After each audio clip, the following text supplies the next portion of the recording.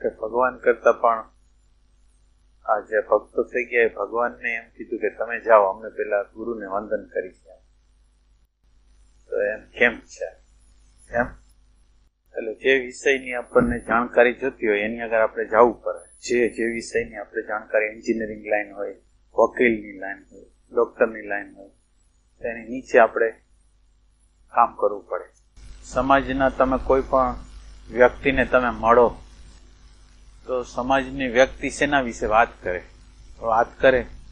તો વાત શેના ઉપર કરશે? સમાજમાં તમે XYZ આગળ જાઓ, કોઈ પણ વ્યક્તિ પાસે જાઓ તો એ શેની વાત કરશે?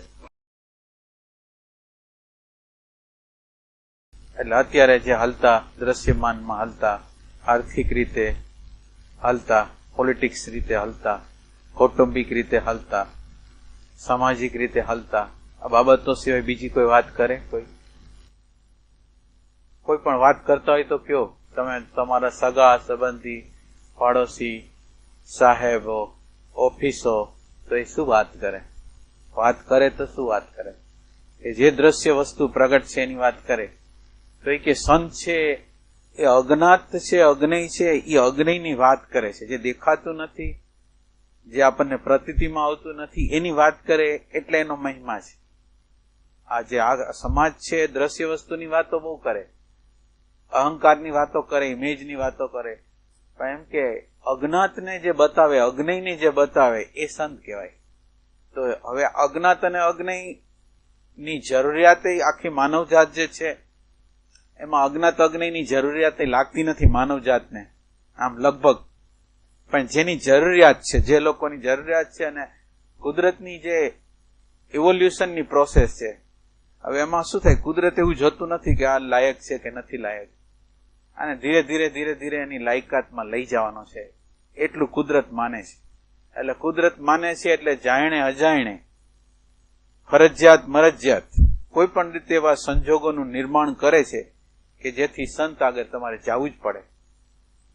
શરૂઆત કોઈ દુઃખથી થઈ શકે, કેટલાક દુઃખો આફતો હોય એને લીધે કેટલાક લોકો જાય, કેટલાકને કંઈક ફરજિયાતી હોય, કેટલાકને એ સિવાય બીજો કોઈ રસ્તો ન હોય.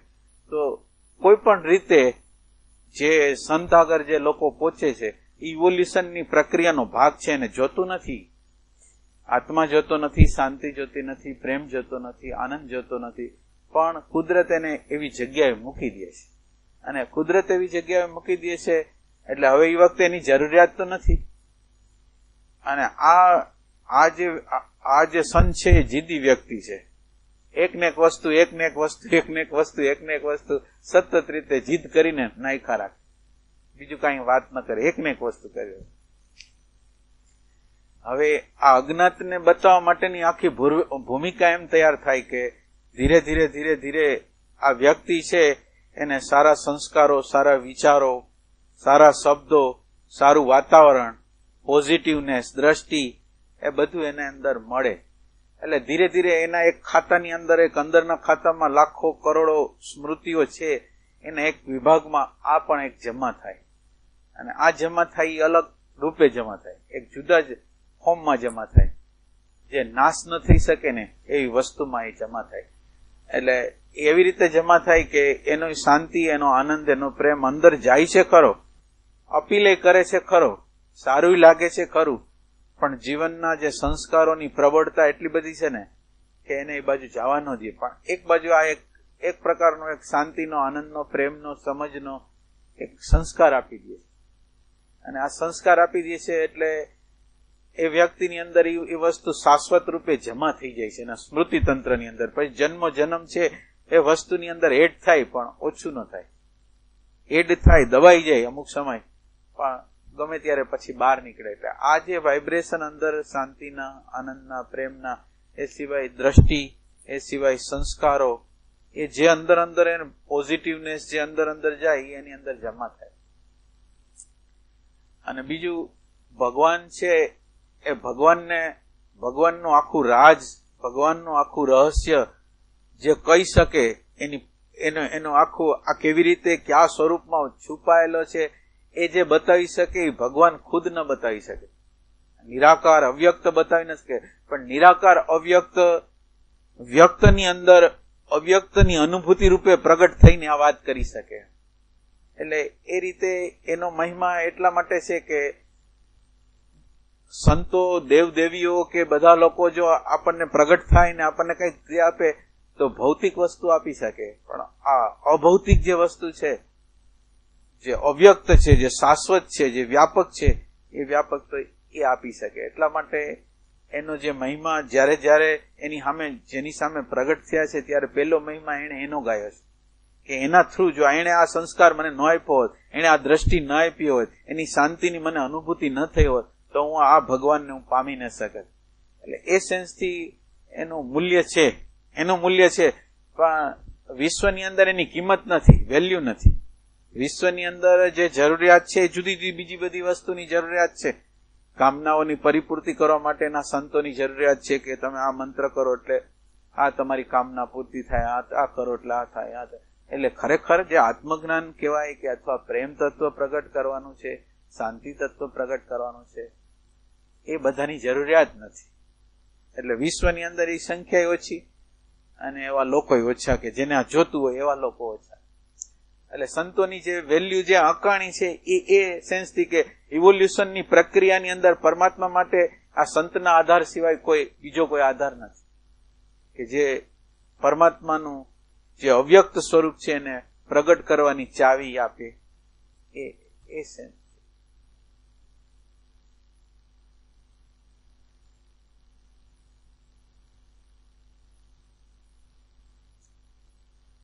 અને સંતોની દશા જે કરે છે એમાં ઓછો એક દ્રષ્ટાંત આપ્યું છે કે ઈસુ ખ્રિસ્ત ચર્ચની અંદર ભેગા થયા હતા અને પાદરી લોકોએ અમુક ભાષણ કર્યું. તો પાદરી લોકોએ ભાષણ કર્યા પછી ઈસુ ખ્રિસ્ત એની સામે આ બધા વયા ગયા. પછી ઈસુ ખ્રિસ્ત પ્રગટ થયા અને એને એમ કીધું કે ભાઈ આ તમે જે આ કહો છો એ તો કહેવાનો મારો અર્થ જ નથી કે હવે તમે આમ રહ્યો ને અમને આમ રહેવા દો. એટલે હંમેશા સંતોના શબ્દો છે ને એને વિકૃત સ્વરૂપે એના પોતાના મન બુદ્ધિ પ્રમાણે લેવાની જે થઈ ગઈ અંદર બધાને પોતાના મત મુજબ હાલવું છે. પણ મારે મારા મત મુજબ હાલવું છે, પણ મારે એના માટે કંઈક સંમતિ જોઈ છે. મારે હાલવું છે તો મારા મત મુજબ જ. એટલે ગીતામાં કીધું તું આ સંદર્ભથી ફલાણી જગ્યાએ આ સંતે આમ કીધું તું, આ જગ્યાએ આમ, એમ નથી.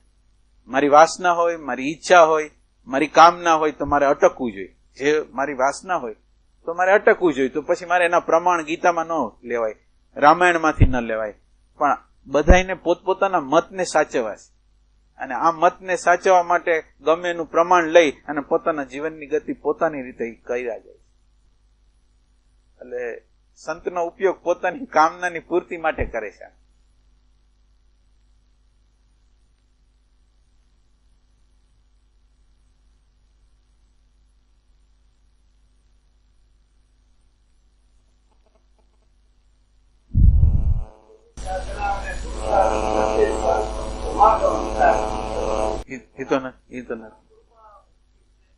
ના, જબરજસ્ત એમ કે અમાપ પુણ્ય કર્મ હોય ને સંત પુરુષ તો મળે તો જ. અમાપ એટલે અમાપ ગણી ન શકાય એવા પુણ્ય હોય. અને રેર લોકોને તમને કરોડો માણસો હશે,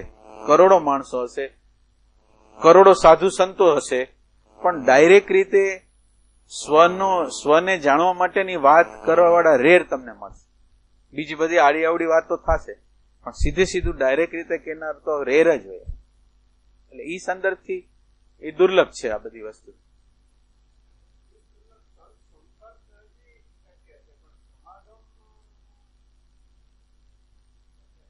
એટલે પ્રોફેસર સાહેબ એને હૃદયની સાથે જોડાવાને કેતા હશે.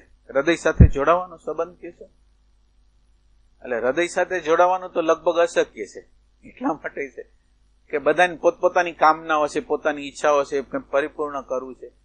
એટલે પ્રભાવમાં હોય છે, પ્રેમમાં, ભાવમાં, કે શબ્દની શ્રદ્ધામાં, કે આ શબ્દ બોલ્યા તો આ શબ્દનો અર્થ શું થાય. એ શબ્દ એ કઈ નહીં. આપણે આપણી રીતે જે રીતે હાલવું છે એ રીતે બધા હાલે. એટલે પ્રેમમાં કે જે કહેવાય ને આંતર સંબંધ છે એમાં તો લગભગ ન હોય, 99.99% ન હોય. પ્રભાવમાં હોય.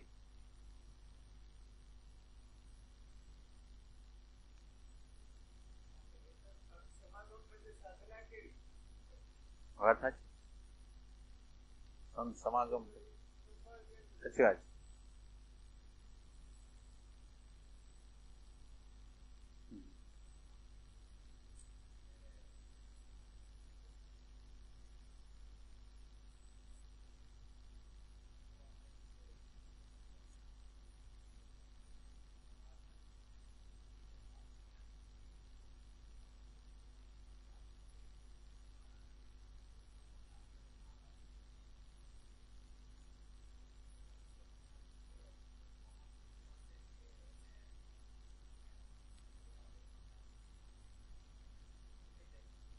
ના એટલે પુણ્ય પુણ્ય શબ્દ ને આપણે બરાબર, પુણ્ય શબ્દ ને આપણે બામ બરાબર. લગભગ લોકો પુણ્ય શબ્દ નો અર્થ છે ને ખોટો કરે છે. પુણ્ય શબ્દ નો અર્થ શું ક્યારે ખબર? પુણ્ય હોય એટલે આપણી આગળ પૈસા હોય, પ્રતિષ્ઠા હોય, હોદ્દો હોય, એમ બધા લોકો આમ માને છે. પણ આધ્યાત્મની પરિભાષામાં પુણ્ય એને કહેવાય કે તમારા ઉપર દુઃખ અમાપ રીતે આવી પડતું હોય, દુઃખ હોય ને અમાપ રીતે આવી પડતું હોય, કોઈ જીવનનો આધાર કોઈ બહારની સાઈડમાંથી તમને મળી ન શકે અને તમારે પરમાત્માનો જ આધાર લેવો પડે ને, એવી સિચ્યુએશન જે તૈયાર કરે ને, તો એના ઉપર પરમાત્માની હાચામાં હાચી કૃપા એના ઉપર. કારણ કે એ રિલેશનશીપોની જે મિથ્યાત્વ છે ને, રિલેશનશીપ છે એની અંદર ઊંડાઈ નથી, બતાવશે કોણ? આ જે પરિસ્થિતિઓ ને લાચારીઓ જે એની આજુબાજુ ગોઠવાઈ જાય ને, દુઃખો આપત્તિઓ, તો એના દ્વારા બધા લોકો ખસી જાય એટલે એને જે સાક્ષાત્કાર થાય એ શેનો સાક્ષાત્કાર થાય? કે ખરેખર સત્યતા આમાં નથી, સત્યતા કંઈક બીજા તત્વમાં છે. એટલે એક આ વસ્તુ જે છે ને પુણ્યકર્મ, આને પુણ્યકર્મ કહેવાય કે આ પુણ્યકર્મ દ્વારા જીવનની જે વાસ્તવિકતાનો બોધ લગભગ હોતો નથી. માનો કે તમે ભલે તમારા જીવનની અંદર તમે રહેતા હશો, તમારા કુટુંબમાં રહેતા હશો, તમારા સંબંધોમાં રહેતા હશો, પણ તમને સેજે ખબર નથી કે કોઈ લોકોને પ્રેમ કરતું નથી. અને પ્રેમ કરતું નથી છતાં આપણે અંદર મથી છીએ આમ કેવા કે હું પ્રેમ કરું છું. તો આ બધી પોલ જે ખુલ્લી પડે એ કેવી રીતે પોલ ખુલ્લી પડે? કે જ્યારે આ દુઃખો તમારી સામે આવી પડે ને, ત્યારે આ બધી પોલ છે ખુલ્લી જાય. એટલે પુણ્યકર્મ આને કહેવાય એક વસ્તુ. અને સંતોની અંદર માનો કે પુણ્યકર્મ છે એટલે ગુરુ મળી ગયા, તો એ આની અંદર બે પાટા હાલે છે. એક પ્રકૃતિનો પાટો, જેને કહેવાય કે આ દ્રશ્ય પ્રકૃતિનો પાટો છે, અને એક જે પરા જે છે, પરાનો પાટો, આત્મજ્ઞાનનો પાટો. એ બે અલગ અલગ હોય. એટલે આ બાજુ પ્રકૃતિની અંદર તમે જે કર્મ કર્યા હોય એ પ્રમાણેની પરિસ્થિતિ હોય. એને આત્માને એવું, આત્મા એમ ન સમજે કે આ ભગવાનનો માણસ છે એટલે એમ નહીં. એ એના જે ભગવાનના જે કાયદાઓ છે એને માને કે આના કર્મના કાયદા પ્રમાણે અત્યારે ભૂખ આને કઈ મળે, કઈ ખાવા મળે એવી સ્થિતિ નથી, તો એ એવી સ્થિતિ આપે. પણ એવી સ્થિતિ દ્વારા એની મેચ્યોરિટી થાય, અને એવી સ્થિતિ દ્વારા મેચ્યોરિટી થઈ ગયા પછી પરમાત્મા એને વ્યવસ્થિત કરી દે. પણ એક સમય એવો લઈ આવી દે કે જેની અંદર આ બધી વસ્તુ હોય. એટલે આ સ્વામી વિવેકાનંદ ને બધા લોકો બિચારા કેટલા હતા કે રોટલી અને ઓલો મીઠું ખાઈને અને બહાર જવું હોય તો કપડા ના હોય, એવી હાલત હતી. એ હાલત હતી, એની અંદર મેચ્યોરિટી થઈ, બીજા પ્રત્યેની કરુણાનો જન્મ થયો. તો એ બધી વસ્તુ છે. એટલે એ વસ્તુ છે ને એ પ્રારબ્ધની વસ્તુ છે. પ્રારબ્ધ મેચ્યોરિટી લેવા માટે બે વસ્તુ છે.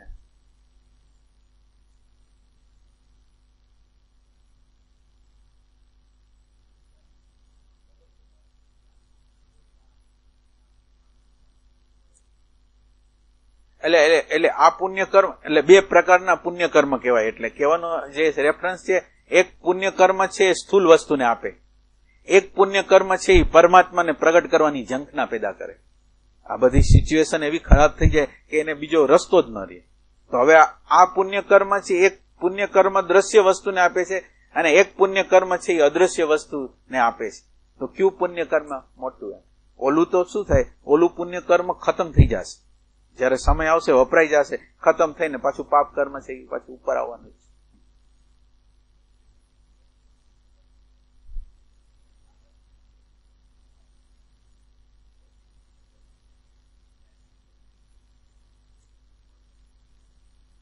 ના, અદ્રશ્ય વસ્તુના ખાતે કઈ રીતે જાય?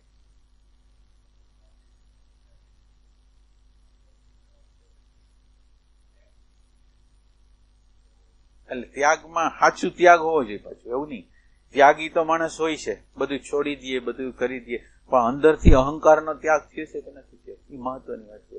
એટલે ઘણા લોકો ત્યાગ બહારથી કરી દે, પણ ત્યાગ બહારથી કરી દે પછી એવી પરિસ્થિતિઓ થઈ જાય એટલે સાચું જ્ઞાન હોય નહીં, અને આમ બહારનો ત્યાગ હોય એટલે બીજા લોકોને એમ ખબર હોય કે આને ત્યાગ કર્યો છે, પણ અંદરથી એને કોઈ વસ્તુનો ત્યાગ ન. એટલે ઓલો આપણે યોગ વશિષ્ઠ રામાયણની અંદર એક પ્રસંગ ઓલા ચુડાલા મહારાણીનો આવે છે. એનો જે પતિ હોય છે ને, શિખીધ્વજ રાજા હતો. તો એ શિખીધ્વજ રાજા હતો એને આત્મજ્ઞાન જોતું હતું. એની પત્ની છે ચુડાલા, એ આત્મજ્ઞાની હતી, એને ખબર નહોતી. તો એ ખબર નહોતી એટલે એ પછી આને રાજાને એમ થાય છે કે હું પણ આ રસ્તે જાઉં, એટલે એને રાજપાટ છોડી દીધું. પછી રહ્યા, પછી થોડા સમય પછી બીજા વેશમાં એની આ ચુડાલા રાણી એની આગળ જાય કે શું કર્યું તમે? એટલે કે મેં રાજ ત્યાગ કર્યો, મેં આ ત્યાગ કર્યું, મેં આ ત્યાગ કર્યું. પછી કે છેલ્લે આ લંગોટ ને છેલ્લે જે આ પાણી પીવાનું જે વાસણ છે એ ફેંકી દઉં છું. એટલે પછી ચુડાલા રાણી એમ કે છે આ ફેંકનાર જે ફેંકે છે એનો ત્યાગ કર, આ વસ્તુનો ત્યાગ ન કર. જે આને ફેંકે છે ને અહંકાર, એ અહંકારનો તું ત્યાગ કરીશ તો આ વસ્તુ મળશે. એટલે બધી વસ્તુ બહારથી આપણે છોડી દઈ છીએ, પણ જે છોડવાની વસ્તુ જે અહંકાર છે એને બરાબર અકબંધ રાખી. એટલે ત્યાગીની અંદર ભ્રમણા બહુ છે.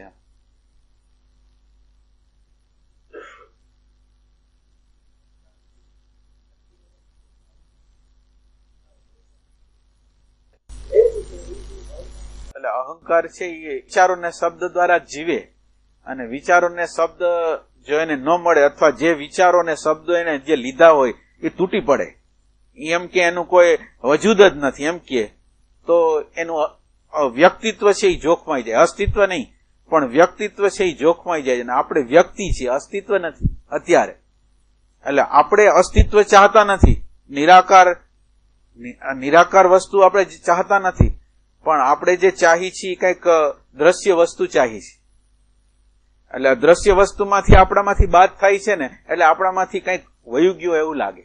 મારી આગળ પૈસો હતો અને પૈસો આજ વયો ગયો એટલે મને બહુ લાચારી લાગે કે હું કાંઈ નથી, એવું મને લાગે. મારી આગળ કોઈ કલાકૃતિ હોય અને એ કલાકૃતિ મગજનું વિસ્મરણ થઈ ગયું એ કલાનું, તો એ મને આઘાત બહુ લાગે. એટલે મેં જે એક્વાયર કરેલું છે ને એ મારાથી ગુમાવાઈ જાય ને, એ મને આઘાત છે, કારણ કે મારું વ્યક્તિત્વ એના દ્વારા જ હતું. એટલે આપણે પેલું એવું નક્કી કરવું છે કે વ્યક્તિત્વ જોઈશે કે અસ્તિત્વ જોઈશે. પેલું નક્કી કરવાનું સાધનાની અંદર આ જ છે કે વ્યક્તિત્વને જોતું હોય તો એ રીતે ઉપાય કરવાના, બહારના જગતમાં કઈ ને કઈ કર્યા જ રાખવાના.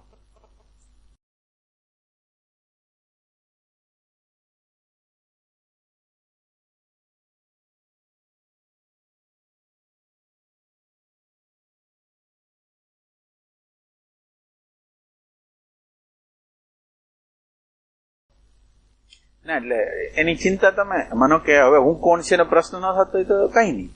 માનો કે તમે પહોંચી શકો એટલું કામ તો કરી શકો ને. એક તો તમારે જે જગ્યાએ હોય ત્યાં સેન્સિટિવ રહેવું, સંવેદનશીલ રહેવા માટે તમારે આગ્રહ, માન્યતા, ધારણા જેટલું જતું કરવું પડે એટલું તમારે જતું કરવાની તૈયારી હોવી જોઈએ.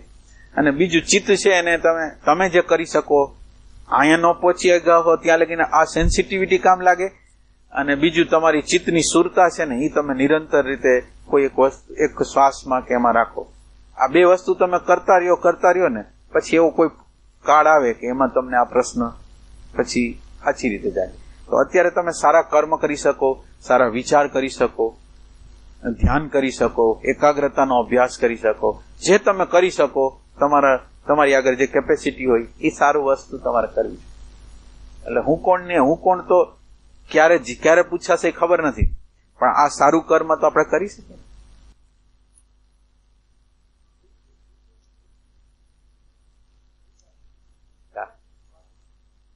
હા હા હા હા હા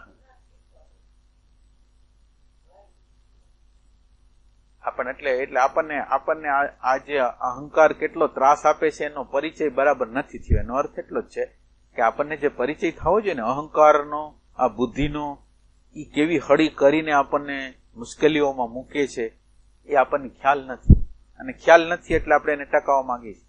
એટલે કરવાનું એ છે કે તમે ઓબ્ઝર્વેશન કરો, ઓબ્ઝર્વેશન કરો. તમે જેને આધાર કહો છો એ આધાર કહેવાય ખરો? તમે ના તપાસ કરો, તમે એ તપાસ કરો. અને બાકી અહંકારની જે ચાલબાજી છે એના દ્વારા આપણે કેટલા હેરાન પરેશાન થાય છે, મૂંઝાય છીએ, કેટલાય પ્રશ્નોનું નિર્માણ કરી છે.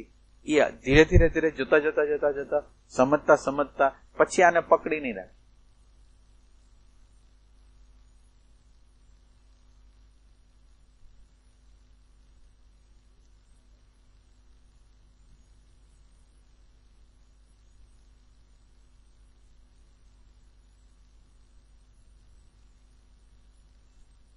એટલે એમ પૂછે છે કે બીજું પુણ્ય કર્મ કીધું, પુણ્યમાંથી વ્યાસજીએ ક્યાંક કીધું હતું ને કે પુણ્યમાંથી પુણ્ય કમાવો એમ. તો પુણ્યમાંથી પુણ્ય કમાવો તો ઈ પુણ્ય કયું? આ પુણ્ય તો આપણે સ્થૂલ રીતે, ભાવની રીતે, મેન્ટલી બધું કરીને એના દ્વારા કરી. કઈ કે પુણ્યમાંથી પુણ્ય કમાવવું એટલે બીજું જે પુણ્ય કીધું ઈ કીધું. એટલે ઈ બીજું જે પુણ્ય છે એ જેને આપણે અવેરનેસ કહી, જેને દ્રષ્ટા કહી, જેને વર્તમાન કહી, જેને એપ્લિકેશન કહી, જેને આપણા જીવનની અંદર જોડી દઈ આ ભાવને, દ્રષ્ટાના ભાવને, હોવાપણાના ભાવને, તો ઈ પુણ્યમાંથી પુણ્ય કમાણા કહેવાય. ઈ પુણ્યમાંથી પુણ્ય કમાવે એટલે આત્મજ્ઞાન જ પેદા થાય. એટલે આ પુણ્યમાંથી પુણ્ય કમાવવું એટલે એક સંજોગો, કુદરત છે, એક પરિસ્થિતિ તમને આપે, આત્મજ્ઞાનના સંજોગો તમને આપે. અને આ આત્મજ્ઞાનના સંજોગો આપ્યા પછી તમે જો આત્મજ્ઞાન ન લ્યો એટલે તમારે પછી રિવર્સમાં જવું પડે, પાછું સંસારની યાત્રા. તમે અમુક વર્ષ લગીન, 20 વર્ષ, 25 વર્ષ, 30 વર્ષ લગીન તમે આત્મજ્ઞાન માટેનો સિરિયસ પ્રયત્ન ન કર્યો, સિરિયસ જે ભલે સેકન્ડની મૂડી હતી, સેકન્ડની મૂડી, વધારે આપણે કલાકોની મૂડી નથી કહેતા, એ સેકન્ડોની મૂડી ન મેળવી તમે, તો પછી અહીંયા ઉભા ન રહી શકે, પછી એને જવું પડે.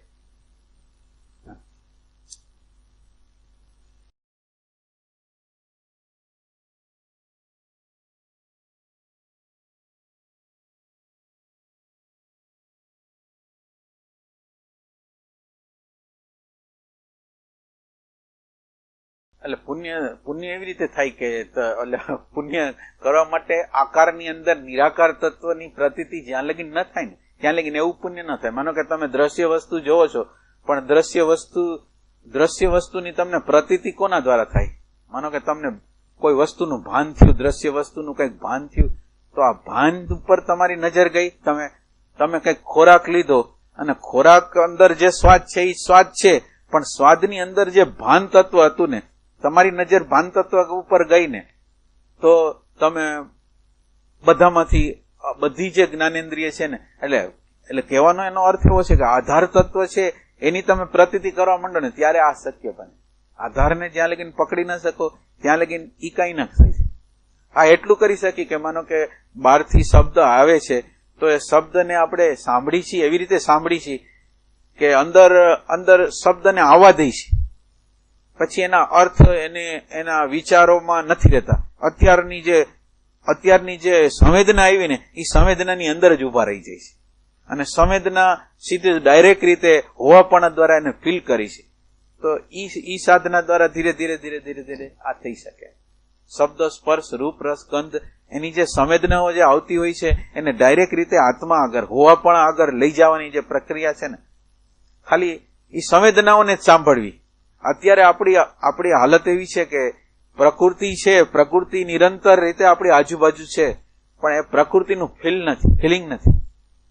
આપણે એટલા બધા વિચારોમાં વ્યસ્ત છીએ કે આ શબ્દ, સ્પર્શ, રૂપ, રસ, ગંધ નિરંતર રીતે આપણને કઈ ને કઈ કીધા રાખે છે, પણ આપણે વિચારમાં વ્યસ્ત છીએ એટલે પ્રકૃતિ સાથેનો આપણો નાતો નથી. પ્રકૃતિ જે છે એનો સીધો નાતો જે આત્મા હારે થવો જોઈએ. આ પ્રકૃતિ છે એ આત્મા હારે જોડાવી જોઈએ, મારા હોવાપણા હારે જોડાવી જોઈએ. તો હું તો વિચારમાં હોઉં તો આની હારે કેવી રીતે જોડાવું? એટલે પ્રકૃતિ અને પુરુષનું મિલન કરાવવાનું છે. આ પ્રકૃતિ છે એને ડાયરેક્ટ રીતે તમે આત્માની સામે લઈ જાઓ ને, તો એક પ્રકારનું જે ગોપી કૃષ્ણનો રાસ કહેવાય, કયો તો ભલે, એનો એક આનંદ ગયો તો ભલે.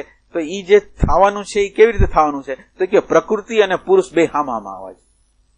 આ બાજુ પ્રકૃતિ છે અને આ બાજુ પુરુષ, અહંકારની, મનની, બુદ્ધિની. પણ સીધું એ વસ્તુ આવે ને તો થાય.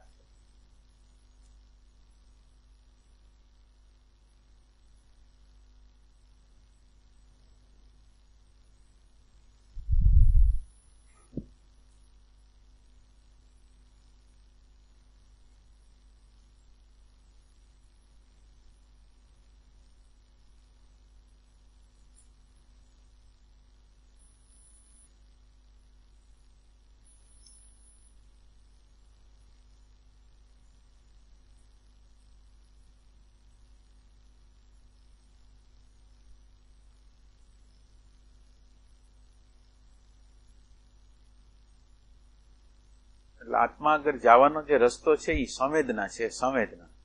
સંવેદના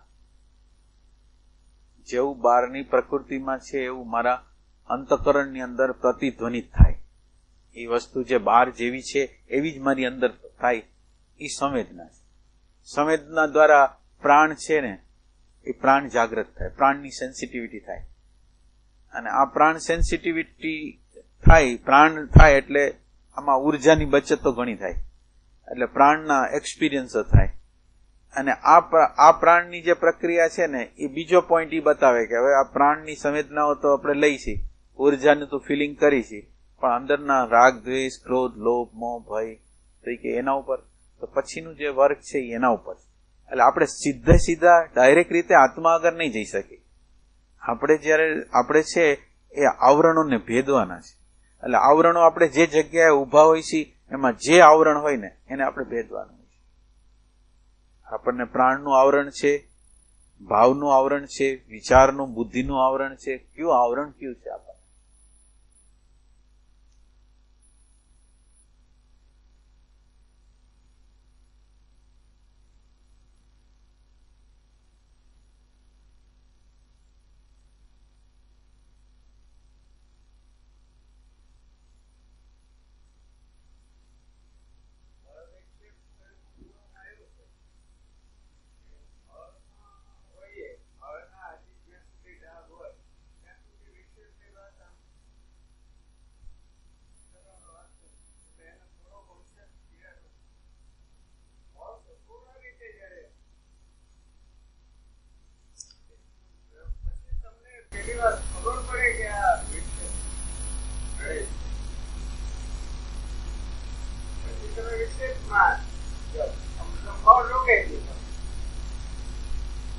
એટલે મળ શબ્દ દ્વારા તમે શું સમજો એમ?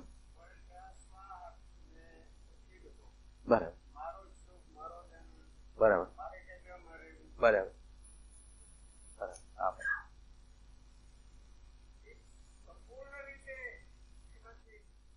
એટલે પ્રકૃતિની અંદર બધી વસ્તુ સંપૂર્ણ નથી હોતી, થોડી આંશિક હોય છે. થોડુંક તમે નિષ્કામ કર્મ કરો, થોડી એકાગ્રતા કરો, એમ કરતા એટલે એક પોઈન્ટ ઉપર માણસ હાલી ન શકે. માણસની અંદર 3 વસ્તુ છે.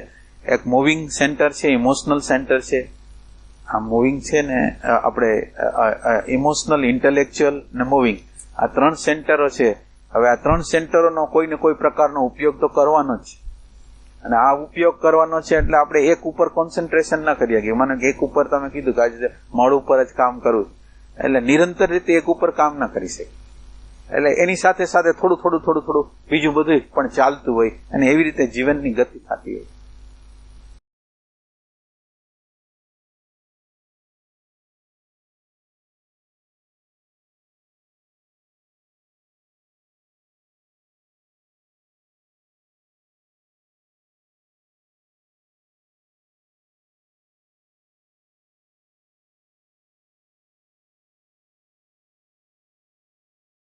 પેલી વસ્તુ બહુ મહત્વની છે. આ જે સ્વાર્થ વાળું કેન્દ્ર જે છે ને એ જ્યાં લગીને જાય નહીં ત્યાં લગીને આધ્યાત્મની યાત્રા થાય.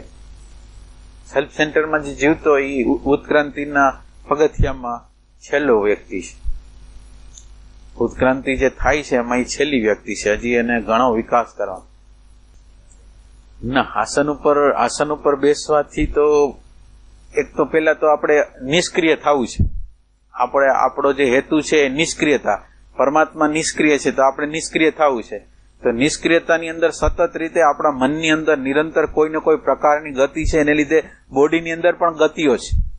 એટલે આપણા આસન દ્વારા છે ને આ બોડીની ગતિ, જે સાયકોલોજીકલ સ્તર દ્વારા આવેલી જે ગતિઓ છે ને, એ ધીરે ધીરે ધીરે ધીરે રૂકાવટ થઈ.